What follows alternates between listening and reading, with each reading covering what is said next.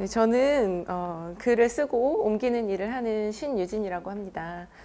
여러분들 저를 잘 모르시겠지만 책을 몇 권 냈고요. 네, 그리고 번역 일을 좀 많이 하고 있어요. 요즘에 처음 사람을 만나면 뭐부터 물어보는지 혹시 아시나요? 그죠? MBTI. 예전에 저 때는 혈액형이었거든요. 저는 그런 시대를 살았는데 요즘에는 MBTI를 물어본다고 해요. 그래서 제 MBTI를 살짝 이야기를 한다면 인프피예요. 내향인이거든요. 그게 사실 너무 괴롭습니다. 사람들 앞에 이렇게 나서서 이야기를 하는 것도 너무 괴롭고 카메라는 말할 것도 없어요. 여러분 제인 버킨 혹시 아시나요? 제인 버킨이 인터뷰를 하는데 카메라를 절대 안 본대요. 그래서 인터뷰하는 사람이 왜 카메라를 안 보냐? 카메라를 봐야죠. 이러니까 제인 버킨이 나는 저 구멍이 너무 싫어요. 라고 말을 했대요. 구멍이 너무 무섭다고. 근데 사실 되게 아이러니하잖아요. 글을 쓴다는 것은 특히 저처럼 에세이를 쓰는 사람은 자기 삶을 많은 사람들 앞에 내놓는 일이거든요. 그리고 배우가 카메라가 무서우면 연기하는 게 너무 어렵잖아요. 그럼에도 불구하고 왜 당신들은 그런 일을 하냐라고 물으신다면 제 생각에는 내가 좋아하는 일을 하기 위해서는 반드시 내가 견디기 힘든 일이 하나씩 따라오는 것 같아요. 그걸 해내는 게 사실 되게 중요하고요. 저는 그래서 이런 일을 할 때 잘하려고 하지 않아요. 제가 저한테 힘든 일이라는 걸 알기 때문에 잘하려고 한다기보다는 그냥 하려고 해요. 무언가를 한다는 건 내가 견디기 어려운 것, 나에게 너무 힘든 일, 이런 것들을 한다는 것은 일단 해보면 그건 저에게 하나의 열린 문이 되거든요. 제가 해보게 되면 그다음부터 선택권은 저한테 주어져요. 계속 할지 말지. 닫힌 문 앞에선 거부당한 느낌이잖아요. 그런데 일단 해보면 그건 열린 문이 되고 선택은 제가 하는 거예요. 계속 해도 되고 다음번에 계속 해도 되고 안 해도 그만이고. 오늘 이 자리가 저한테도 열린 문이었으면 좋겠고 여러분들에게도 열린 문이 되면 좋을 것 같아요. 오늘 제가 여러분들께 들려드릴 이야기를 시작해 보겠습니다. 저는 오늘 여러분께 글쓰기라는 방을 좀 소개하려고 해요. 저는 글쓰기가 하나의 장소라고 생각하거든요. 여러분들이 생각하는 방공호 같은 곳일 수도 있고요. 그리고 또 어떤 장소일 수 있을까요? 복수의 방일 수도 있을 것 같아요. 데스노트 써본 적 있어요?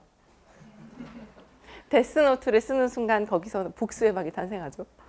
또 대기실 같은 공간이 될 수도 있을 것 같아요. 내가 어딘가로 가기 전에 무언가로 바뀌기 전에 내 어떤 상태가 바뀌기 전에 그 안에 잠시 머무르면서 준비를 하는 그런 방이 될 수도 있겠죠.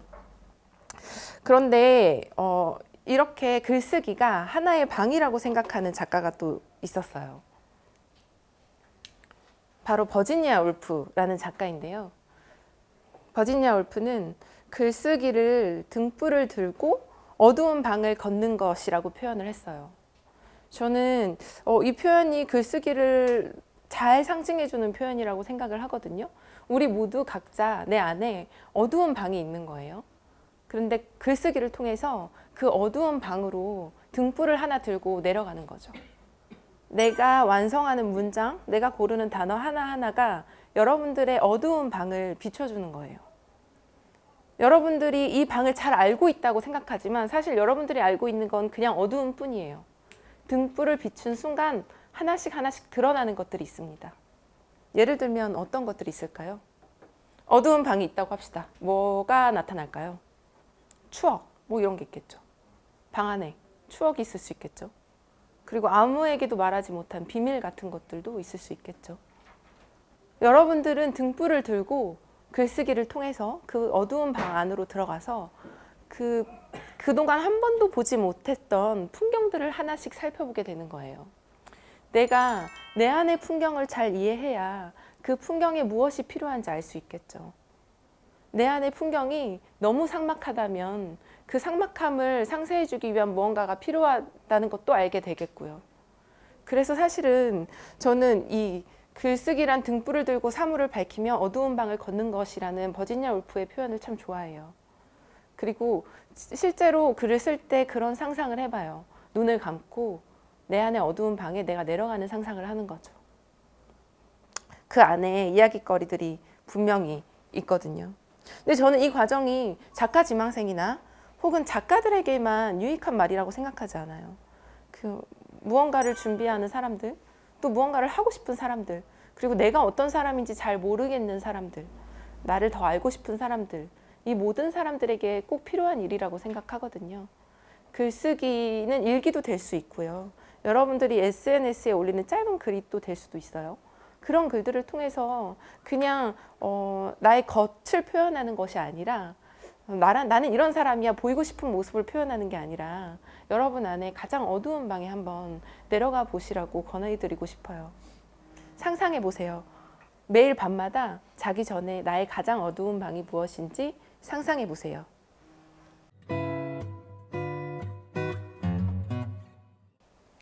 앨런 식수라는 작가의 이야기를 좀 들려드리려고 해요. 앨런 식수의 H, 되게 있어 보이죠? H란 무엇인가? 그 앨런 식수는 글쓰기는 H다라고 표현을 해요.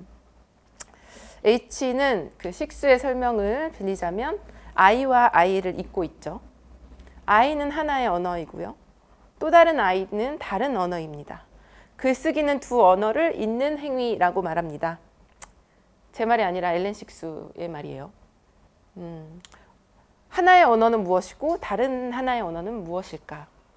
라고 고민을 해봤을 때 하나의 언어는 일단 내면의 언어일 수 있어요. 우리가 아까 어두운 방에 내려가서 내 안에 있는 풍경을 적었듯이 하나는 내면의 언어, 그리고 이 언어는 반드시 어떤 언어와 이어져야 하느냐?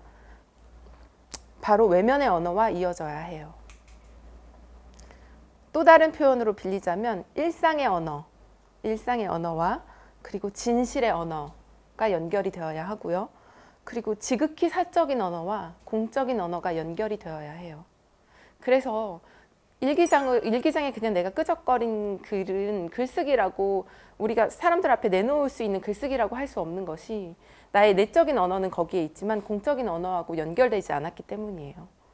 여러분들이 글을 쓰고 싶다면 이 내적인 언어와 공적인 언어를 연결짓는 일이 반드시 필요하거든요. 그래서 앨런 식수의 H라는 것을 여러분들께 설명을 드리고 싶었고요.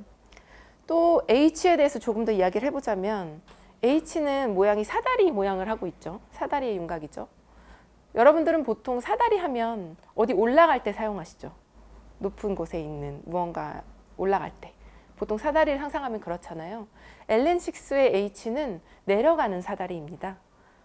어두운 방, 버지니아 울프의 어두운 방과 좀 비슷한 면이 있죠.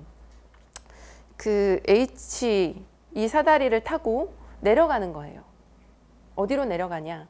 진실이 있는 쪽으로 내려가는 것입니다. 진실이라는 말이 참 거창하긴 한데요. 잠시 후에 진실이라는 말에 대해서 조금 더 설명해 보기로 하고요. 앨런 식수는 이렇게 이야기를 해요. 작가는 내려가는 자다. 고통을 견디면서 가장 낮은 것들과 가장 깊은 것들을 찾아가는 탐험가다. 저는 이 말에서 중요한 점이 그거인 것 같아요. 가장 낮은 것들과 가장 깊은 것을 말하는 자가 작가가 아니라 그것을 찾아 내려가는 자, 탐험하는 자. 우리가 진실이 무엇인지 사실 잘 몰라요. 제가 생각하는 진실과 여러분들이 생각하는 진실도 같지 않습니다. 사람마다 저마다의 진실이 있고요. 세상의 진실은 변하기도 하고요. 영원하지 않기도 해요. 그래서 단 하나의 진실이 있다고 저는 생각하지 않아요. 그런데 작가는, 글을 쓰는 사람은 어떤 사람이냐? 너무나 변하기 쉬운 그 진실을, 혹은 각자에게 있는 다 다른 그 진실을 그래도 찾으려고 노력하는 사람, 그 진실을 찾기 위해서 탐험하는 사람, 그런 노력을 기울이는 사람, 그래서 내 걸음이 진실을 향해서 나아가는 사람, 이런 사람들이 저는 작가라고 생각하고 앨런 식수 또한 그런 작가 중에 한 사람이에요. 여러분들 가장 깊은 곳에는 또 무엇이 있을지 한번 상상해 보세요. 한 번도 꺼내본 적이 없는 나만의 진실 같은 것이 있는지 저는 분명히 있다고 생각합니다. 모르고 있다면 그건 여러분들이 한 번도 언어화 해본 적 없기 때문이라고 생각해요. 내 안에 있는 가장 깊은 것이 무엇인지 생각해 보시고 그려보시고 그것을 언어화해 보세요. 그래서 여러분들만의 진실은 무엇인지 한번 만들어 보세요. 타인이 만들어 놓은 진실이 내 진실이다라고 받아들일 필요는 없는 것 같아요. 우리가 해야 할 노력은, 우리가 기울여야 할 노력은 단 하나예요. 나의 진실이 무엇인지 밝히는 것. 그러기 위해서 어두운 방을 걸어야 하고요. 그러기 위해서 깊은 곳에 내려가야 합니다. 깊은 곳에 내려간다는 그 이미지 자체가 마치 그 바다 심연, 그런 깊은 곳을 상상하게 하잖아요. 되게 고요하고 아무도 가본 적 없는 그런 곳이요. 에이디언 리치라는 시인은 식수의 말처럼 그 식수의 사다리를 타고 내려가게 하는 그런 것이 글쓰기라고 말한 것처럼 에이디언 리치도 내려가는 일에 대한 시를 쓴 적이 있어요. 난파선 속으로 잠수하기라는 시예요. 이 시를 잠깐 읽어보면 단어들이 지도이다. 난 이미 행해진 파괴의 정도와 그럼에도 살아남은 보물들을 보러 왔다. 난 손전등에 불을 켜 비춰본다. 물고기나 해초보다 더 영원한 어떤 것의 측면을 따라 천천히. 여러분들, 이건 에이디언 린치가 쓴 난파선 속으로 잠수하기라는 시예요. 여러분 안에 난파선이 있다고 합시다. 깊이 잠수, 여러분의 바다가 있고요. 그 안에 한 난파선이 있어요. 여러분들은 그것을 찾으러 내려가는 겁니다. 글을 쓰기 위해서요. 혹은 진짜 나의 진실을 만나기 위해서요. 점차 밑으로 내려가면 그 안에 그 난파선에는 무엇이 있을까요? 보물이 있을 것 같아요. 멋진데. 난파선에는 보통 부서지고 망가진 것들이 있죠. 난파했으니까 너무 당연한 거잖아요. 부서지고 망가진 것들, 잔해들, 산산조각 난 것들. 왜 산산조각이 났어요? 외부의 힘과 내부의 힘의 충돌 때문이죠. 여러분들 안에도 그런 것이 있을 거예요. 내부의 힘과 외부의 힘과 내부의 힘의 충돌에 의해서 부서진 것들. 여러분들 안에는 다 난파선이 있습니다. 그 안에는 잔해들이 있고요. 그 잔해들이 여러분들의 보물입니다. 그걸 가지고 여러분들은 여러분만의 이야기를 만드시는 거예요. 왜 우리는 그걸 가지고 이야기를 만들어야 할까요? 문학은 잿더미로 삶을 재건할 수 있다. 다른 삶을 이어지고 속행하는 삶을. 엘렌 식수가 한 말입니다. 잔해들로 우리는 무엇을 해야 하느냐? 바로 재건을 해야 하기 때문에 우리는 밑으로 내려가야 되고 잔해를 발견해야 하는 거예요. 그래서 그 잔해들이 보물이 되는 거고요. 왜냐하면 여러분들은 그것으로 재건을 할 거니까. 망가진 것들 누구나 다 갖고 있지 않아요? 자기 안에. 잔해들을 가지고 있어요. 저도 마찬가지고요. 여러분들도 마찬가지일 거라고 생각해요. 3살짜리 아이에게도 상처가 있어요. 아주 작은 강아지들도 상처를 가지고 살아요. 그런데 그것을 보물로 만들기 위해서는 우리는 반드시 재건을 해야 합니다. 문학은 그런 일을 하는 것이고요. 그래서 문학은 보통 상처를 말하고요. 상실을 말해요. 기쁨을 말하는 문학은 사실상 되게 드물어요. 기쁜 순간에 여러분 책을 읽어요? 기쁜 순간에 뭔가를 써요? 기쁜 순간에는 노래를 하고 춤을 춰야죠. 파티를 해야 되고 웃어야 되고 떠들어야 되고. 그래서 우리가 문학하면 상처, 슬픔 이런 것들을 떠올리게 되잖아요. 문학의 역할은 그런 것들을 가지고 재건을 하기 위해서 존재하기 때문에 그런 이야기들이 많다고 저는 그렇게 생각하거든요. 그래서 우리에게 어떤 보물이 있다면 저는 기쁨을 통해서 이미 다 발화돼 버린 게 아니라 여러분 안에 있는 그 재건해야 될 그 조각들이 아닐까 생각합니다. 그래서 상처나 여러분들 안에 망가진 무언가들은 여러분들의 보물이 될 수 있어요. 저는 그렇게 생각해요. 왜냐하면 제가 가지고 있는 모든 망가진 기억들, 상처들 이런 것들을 가지고 저는 글을 썼거든요. 그것이 이야기가 됐고요.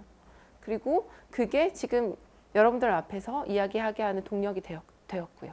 되게 되어주었고요. 여러분들도 그런 게 분명히 있을 것이라 생각합니다. 재건이라 하면 2번을 살아본다라는 뜻이거든요. 사실은 우리는 한 번 살았던 것을, 우리 실수투성으로 한 번 해봤던 것을 재건을 통해서 다시 살아보게 됩니다. 그러니까 여러분들에게 2번째 인생이 주어지는 거죠. 2번째 시간. 한 번밖에 없다라고 생각하잖아요. 인생은 한 번뿐이다. 저는 그렇게 생각하지 않아요. 인생을 한 번뿐이다라는 사실을 우리가 깨닫고 회복하려는 순간 두 번째 시간이 시작된다고 생각해요. 그래서 그 두 번째 시간에는 여러분들이 첫 번째 시간을 살았을 때 보지 못했던 것, 망쳤던 것, 놓쳤던 것들을 다시 발견하고 회복하고 또 건져낼 수 있어요. 그래서 두 번째 시간을 사는 일은 정말 중요하다고 생각해요. 첫 번째 시간을 살아보셨다면 여러분들만의 두 번째 시간을 사는 방법을 한번 만들어 보세요. 저에게는 그게 글쓰기였고요. 또 두 번째 시간을 내가 살기 위해서 나는 무엇을 할 수 있을까? 제가 여러분들께 오늘 던지는 첫 번째 질문이자 숙제입니다. 앨런 식스와 리치가 사다리를 타고 아래로 내려갔다면 그 데니 샤피로라는 작가는 뒤진다라고 표현해요. 글 쓰는 일을. 글 쓰는 일은 뒤지는 일이다. 여러분들 뭔가를 뒤져본 적 있으신가요? 어머니 옷장 뭐 있으세요? 저는 엄마 옷장 많이 뒤져봤거든요. 뒤져본 적 있죠. 화장대 뒤져본 적 있죠. 맞아요.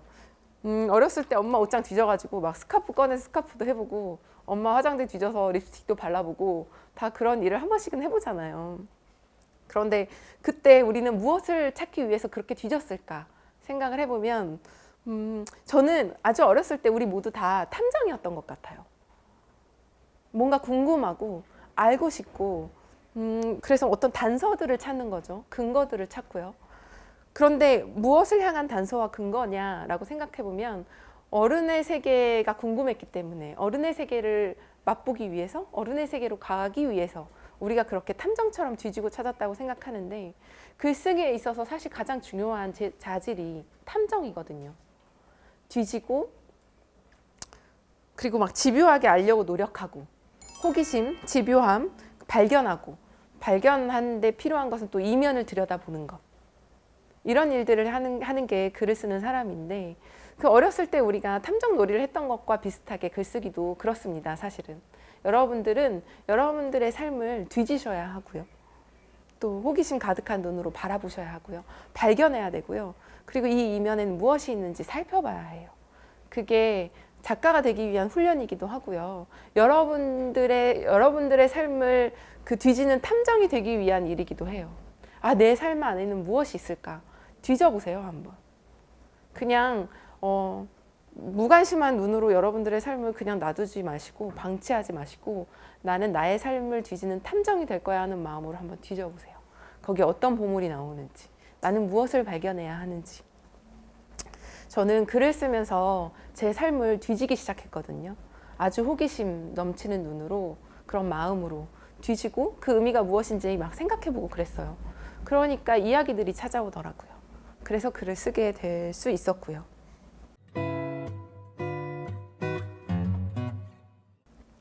이렇게 밑으로 내려가고 뒤지고 발견하다 보면 도대체 이게 다 무엇을 위해서지? 라는 생각을 하게 되잖아요.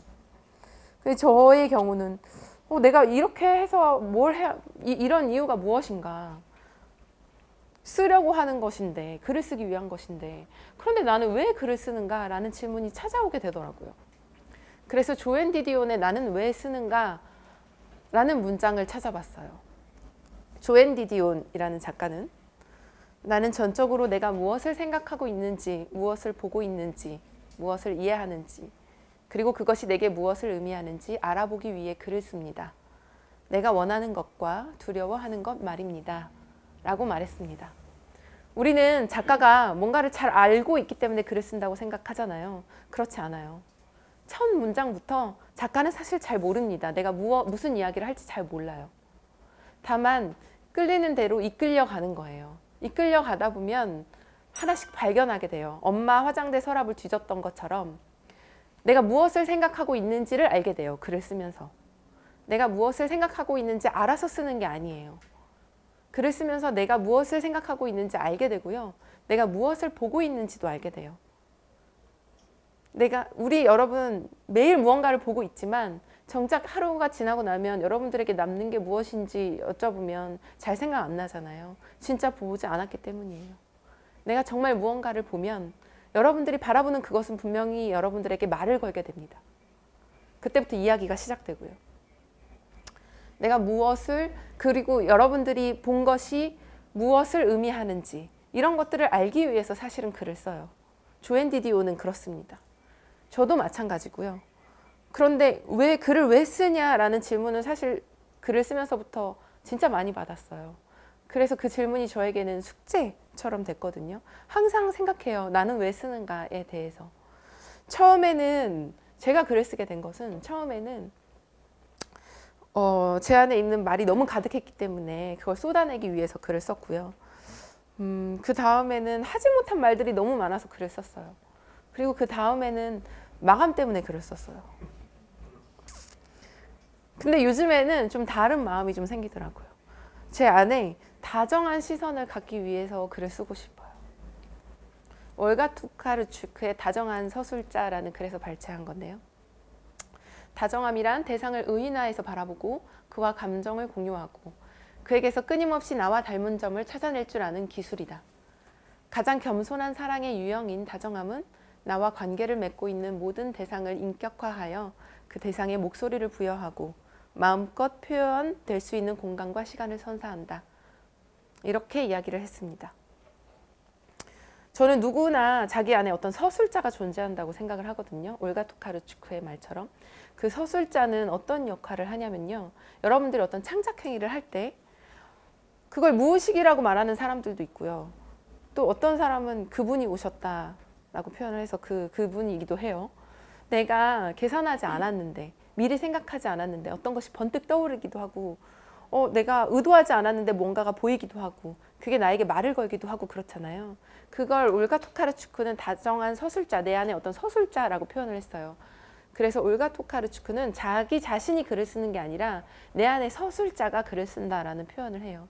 그래서 에세이 작가가 자기 이야기, 자기 삶을 이야기할 때도 사실은 자기의 이야기를 하는 것이 아니라 내 안에 서술자가 만들어내는 어떤 이야기를 하는 것이다 라고 받아들여도 된다고 그렇게 이야기를 하거든요. 제 안에도 그런 서술자가 있고요. 저는 이 서술자가 조금 다정한 시선으로 세상을 바라봤으면 하는 마음 때문에 글을 쓰는 것 같아요. 요즘에 저는 그렇습니다. 왜냐하면 다정한 서술자라고 한다면 올가 토카르추의 말처럼 생명력을 불어넣는 사람이고 그리고 가치를 부여하는 사람이에요. 생명력을 불어넣고 가치를 부여하는 사람이라고, 그런 서술자를 가진 사람이라고 저를 생각하면 제가 제 자신을 존중할 수밖에 없잖아요. 자기 존중이라는 것은 저는 그냥 가만히 앉아서 너는 너 자신을 존중해야 돼 그렇게 말한다고 해서 존중이 된다고 생각하지 않아요. 제가 저 자신에게 존중받을 자격을 갖춰야 된다고 생각을 하거든요. 근데 제가 생각할 때 존중받은 자격을 갖춘 사람은 이런 사람이에요. 다른 사람의 감정에 대해서도 고민해보고요. 그리고 다 그냥 지나가고 무시하고 지나가는 것들에 가치를 부여할 줄 아는 사람이고요. 그래서 그런 사람이 되고 싶어서, 그런 목소리를 갖고 싶어서 저는 글을 쓰고 있습니다. 그래서 다시 말을 하자면 혼잣말을 하는 것이 아니라, 저 혼자 거울을 보고 하는 것이 아니라 어떤 창을 열고 세상에 다정하게 말을 걸고 싶어서, 그렇기 때문에 제 안에 다정한 서술자를 키우고 싶어서 그렇게 글을 쓴다고 지금 생각하고 있거든요. 아마 왜 쓰는가라는 질문에 대한 답은 또 바뀔 수도 있을 것 같아요. 계속 달라질 것 같고요. 그 계속 달라지는 그 과정 모두가 저 자신의 성장이라고 생각해요. 여러분들도 여러분 안에 어떤 서술자, 어떤 시선, 그런 것들이 있다고 생각했을 때 그 서술자와 시선을 어떻게 키울 것인지, 여러분이 키워야 되거든요. 그 서술자를, 그 시선을 어떤 방향으로 키울지 고민해 보시고 생각해 보시면 좋을 것 같아요. 네, 오늘 이야기 들어주셔서 감사합니다.